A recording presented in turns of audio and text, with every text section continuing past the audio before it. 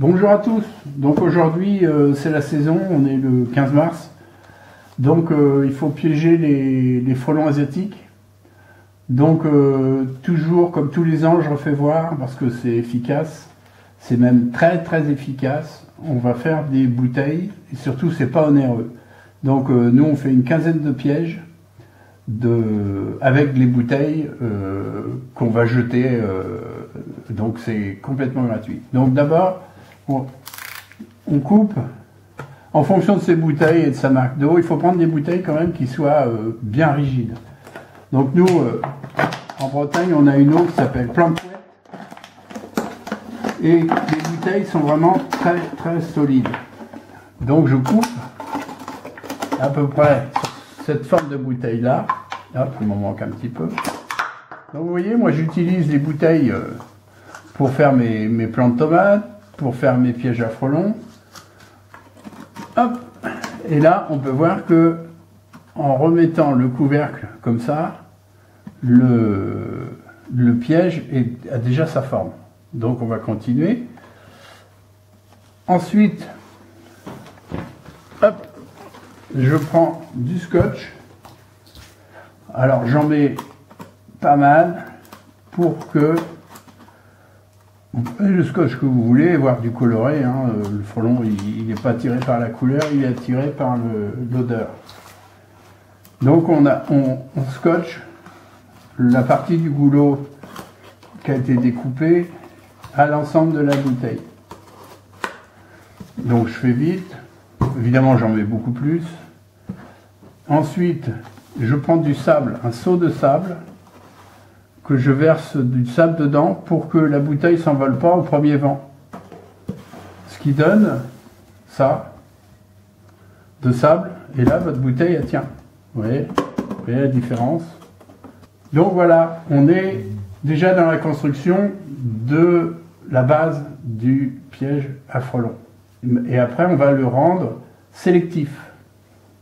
Allez, pour l'instant, je vais tout scotcher.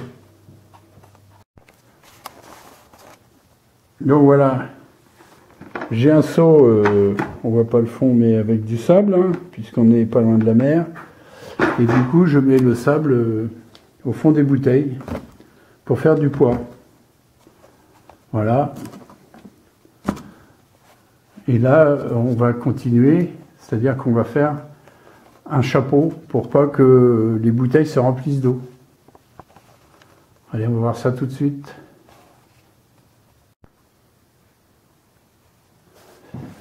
Donc, là je vais vous faire voir pour faire des toits. Donc là je prends une bouteille, encore. Je coupe à l'endroit le plus droit pour cette bouteille là. Voilà.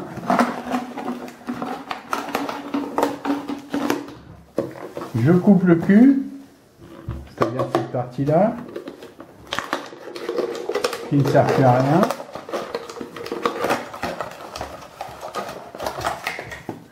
Je l'enlève. Ici, je coupe la bouteille en deux. Carrément en deux. Je mets en face.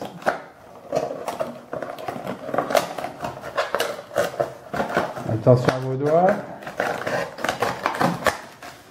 Ici, je la recoupe en deux.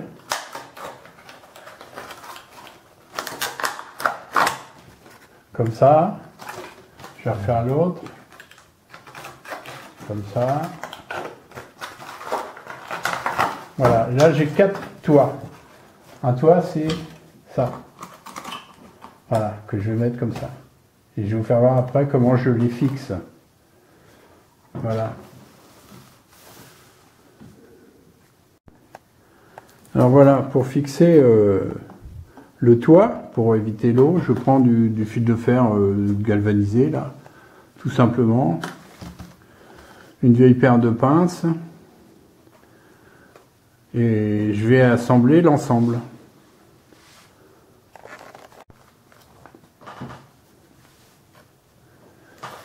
Voilà, donc le chapeau, comment fixer le chapeau?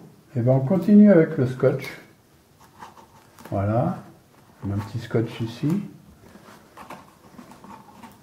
Alors n'ayez pas peur, c'est simplement pour maintenir, pour faire l'opération qui va suivre après. Voilà, je mets 2-3 scotch. Voilà. Et maintenant, je vais couper des fils de fer à peu près de, on va dire, 50 cm. Voilà. Voilà, à peu près. Hein. Et là, si vous essayez de passer, ça ne passera pas. Je vous le dis tout de suite, c'est pas la peine d'essayer parce que, en réalité, on va percer l'épaisseur du plastique du chapeau, l'épaisseur de la bouteille et l'épaisseur du cône. Donc ça fait 3 épaisseurs. Donc je vais vous faire voir comment je fais pour faire les trous.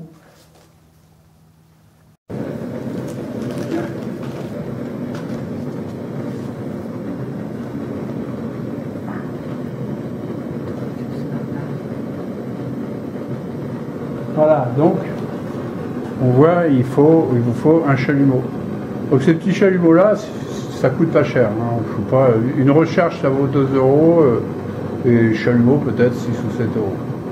Donc on chauffe, on va mettre un peu plus fort, ça va faire du bruit. On chauffe une pointe de tournevis, là c'est un cruciforme. Voilà, je vais le mettre un tout petit peu plus loin pour pas me brûler. Là vous faites pas ça avec des enfants à côté de vous, hein.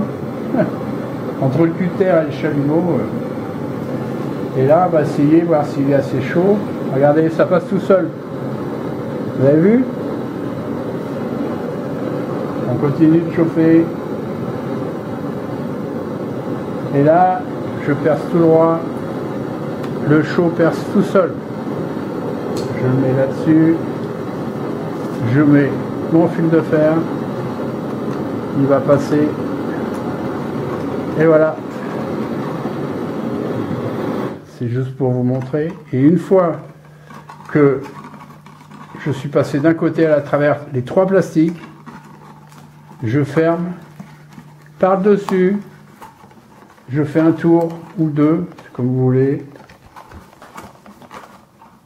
Voilà. On peut reprendre la pince si on veut. Et on tourne, ça bloque tout. Là, je vais bloquer pour faire une rosace. Et comme ça, vous pourrez accrocher ça dans un arbre ou le poser par terre. D'où le sable. Et comme on m'a dit de dire, si vous n'avez pas de sable, vous pouvez mettre des cailloux, de la gravelle. Voilà. Donc maintenant, comment faire avec le bruit du chalumeau? Ça va être un petit peu difficile, mais on va y arriver. Comment faire de cette bouteille une bouteille sélective? Puisque ce qu'a reproché, c'est qu'elle ne soit pas sélective. Et bien voilà, on va la rendre sélective en faisant des trous juste au bord, comme ça, de la taille des mouches et des petites abeilles, des petites guêpes, non pas la taille des frelons.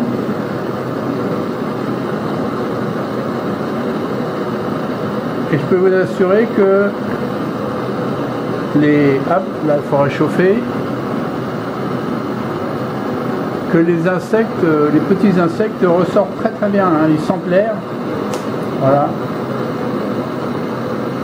Donc je ne sais plus, je pense qu'il faut du 7 ou 8 en dimension. Et les mouches viennent dans cette partie-là quand ils veulent ressortir. Voilà. Là vous avez, avec tous ces trous là, vous avez de quoi faire une bouteille. Hop, j'éteins le chalumeau. Merci chalumeau. Vous avez de quoi faire avec ça, des sorties pour tous les... Et un frelon ne passera pas par là. Voilà. Donc le but, les frelons resteront ici. Voilà, notre bouteille est faite. Alors, nous, on va en faire une petite quinzaine hein, pour notre village, pour notre secteur. Voilà. Donc voilà, je crois qu'on a une douzaine de bouteilles de prêtes là, qu'on va poser dans la semaine. Voilà. Donc on piège à partir du 15-20 mars. Et le but, c'est d'attraper des frelons à cette époque-là. Parce que chaque fois que vous allez attraper un frelon, ça va être une reproductrice. C'est-à-dire, c'est un nid en moins. Donc, elles sont très grosses. D'où, ne vous inquiétez pas, ils ne passeront pas, vous voyez, tous les petits trous qu'il y a partout. Ils passeront pas par là, hein. Ils ne peuvent pas ressortir, ils sont beaucoup trop gros. Ça, c'est des trous de 8 cm, 8 mm, pardon. Alors, un truc aussi important à vous dire, c'est que si vous pouvez, vous avez un jardin avec des arbres en fleurs, mettez les pièges dans les arbres en fleurs, style camélia, car les femelles frelons, là, elles ont besoin de sucre. Et elles vont dans les premières fleurs de printemps, les fruitiers et les camélias, pour chez nous, se nourrir de nectar. Donc on peut voir tous les trous. Vous voyez, il y en a partout, là. Là, tout ça, c'est plein de trous pour permettre aux autres insectes... Alors les autres insectes, bon, il y a beaucoup de mouches. Ça, on l'a déjà dit. Mais bon, moi, ce que j'aime bien voir ressortir quand même, ce sont les reproductrices guêpes. Les guêpes. Les abeilles ne viennent pas dans les bouteilles. Donc, je vais en même temps vous faire voir les proportions du mélange pour l'appât. Donc voilà, moi je vais faire un mélange. Donc je vais mettre à peu près la moitié du bidon de grenadine là, ou du sirop de cassis, c'est comme vous voulez. Donc ça, il faut quand même mettre pas mal de sucre. Hein. Un vin blanc, bas de gamme. C'est même une bouteille en plastique, vous voyez. Et de la bière. Voilà. Donc on fait à peu près 35%, 40% de ça, 40% de ça, et le reste en sirop, quoi. 20-25% de sirop. Donc je vais faire le mélange et après on va vous faire voir comment poser un piège dans un camélia. On va faire une bouteille pour vous montrer qu'on va mettre dans les camélias, dans un camélia. Donc moi je bascule un peu ça.